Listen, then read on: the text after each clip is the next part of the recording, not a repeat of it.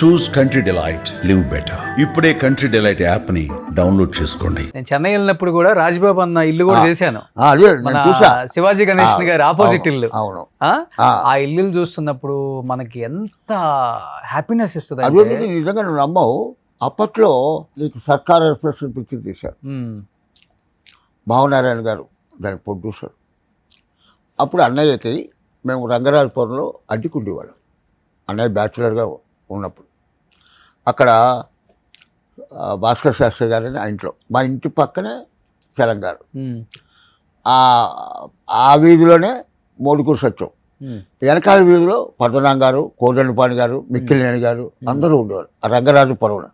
అది నిజంగా రంగరాజపురంలో తెలుగు వాళ్ళందరూ అక్కడ గ్యాదర్ అయ్యేవారు. ఓకే, అక్కడ ఉండేవాళ్ళు. అప్పుడు ఈ సర్కార్ పిక్చర్ రిలీజ్ అయింది. అప్పుడు సర్కార్ కొత్తగా వచ్చింది ట్రైన్ కూడా. ఆ భావనారాయణ గారు అన్నారు, నీకు డబ్బు నేను ఇవ్వను, నువ్వు వెళ్ళి కొనుక్కోవాలి. సరే బాబా, నమ్మవు. అది 52,000 పెట్టుకున్నాడు మహాలింగపురంలో ఇల్లు. ఆ భావనారాయణ గారు ఇచ్చిన డబ్బుతోటి మహాలింగపురంలో ఫస్ట్ ఇల్లు కొన్నది అన్నయ్య అక్కడ. అది ఇల్లు కట్టినాక పైన గదులు వేశాడు.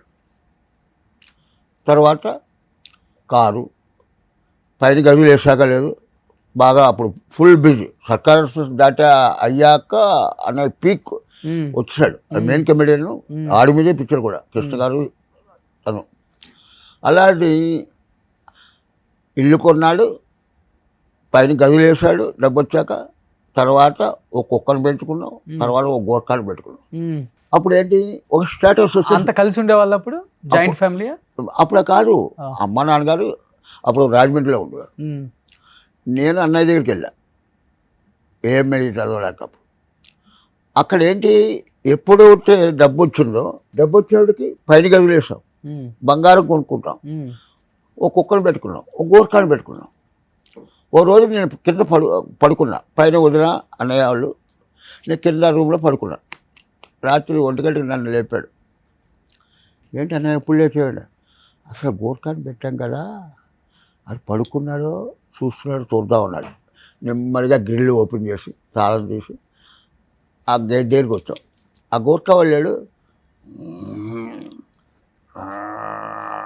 అంటున్నాడు, గోర్ఖ పెట్టి నిద్రపోతున్నాడు. ఓకే, అప్పుడు అన్నయ్య ఒకటి అలా అన్నాడు, తుమ్ గోర్ఖా గోర్ఖా అన్నాడు. గోర్ఖా సాబ్, పైసలు తీసుకుంటున్నాగా, అచ్చా దేకాలి కదా అన్నాడు. అడిగి వచ్చి రాడు ఇందులో, అచ్చా దేకనా అన్నాడు. నాకు అచ్చా దేకనానే అన్నాడు. దేకనా సార్, అచ్చా దేకో అన్నాడు. అనేసి లోపలికి వచ్చేసాం. అన్నయ్య పడుకో, పైకి వెళ్ళాను. గోర్ఖాలు ఇవన్నీ మనం చూసుకోవాల్సి వస్తుంది. ఇప్పుడు రాత్రి 1 గంట అయింది, ఇప్పుడు మళ్ళీ నిద్రపట్టదు అంటే, నిద్రపట్టదు అంటే ఎందుకు పట్టదు, పడుకో అన్న. పక్కేసుకోవాలి సరదాగా రాని. మా ఆఫీస్ రూమ్ ఉంది, అక్కడ కూర్చున్నాం. మంచి అవుతుంటే అన్నయ్య మనం అద్దెంట్లో ఉన్నప్పుడు తలుపులు తెరిచి హాయిగా బయట షాపులు వేసుకుని పడుకునే వాళ్ళం. డబ్బు వచ్చాక ఇల్లు కొన్నావు, ఇల్లు కొన్నాక పైన గదులు వేసావు, బంగారం కొన్నావు, తర్వాత కుక్కను పెట్టుకున్నాం, తర్వాత గోర్ఖాను పెట్టుకున్నావు. ఇప్పుడు మనం గోర్ఖా అయిపోయాం. గోర్ఖా పడుకున్న లేదు చూసుకుంటాడు, మనం గోర్ఖాయేగా. అవునన్నా, డబ్బుతో సుఖం లేదురా, డబ్బుతో సుఖం లేదు. అప్పుడు ఇంత అన్నం తినేవాడు, నిజంగా ఇంత అన్నం, ఆవకాయ అన్నం కలుపుకొని ఇంత అన్నం, ఇంతే అన్నం తింటున్నావు. అవును, సుఖాన్ని ఇవ్వని డబ్బు వేస్ట్, ఈ డబ్బే ఇంత కష్టపెడుతోంది నిజం అని ఏడ్చేశాడు. అంటే ఏంటంటే, శోభనరావు గారు నాకు చెప్పారు, తీరేని సంపద కావాలి, తీరు దాటితే సుఖం లేదు. అంతే కదా.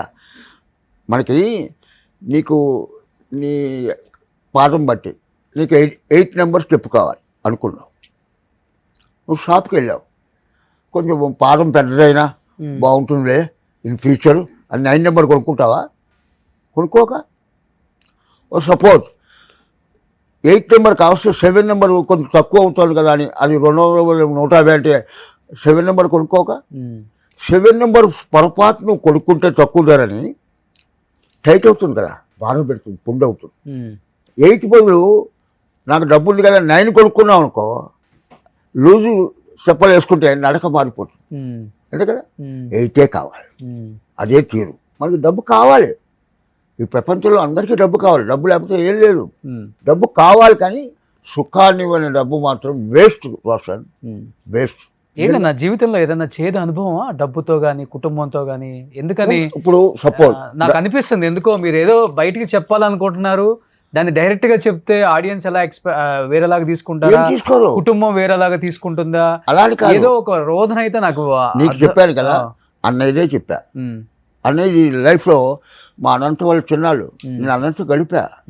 నా అన్నయ్య బ్యాచులర్గా ఉన్నప్పుడు నేను ఏఎంఏ చదవడానికి వెళ్ళా. అన్నయ్య పెళ్ళి అయినప్పుడు నేను అక్కడే అన్నయ్య పెళ్ళి నేను చేశాను నా చెట్టు. అలా అన్నీ చూసా.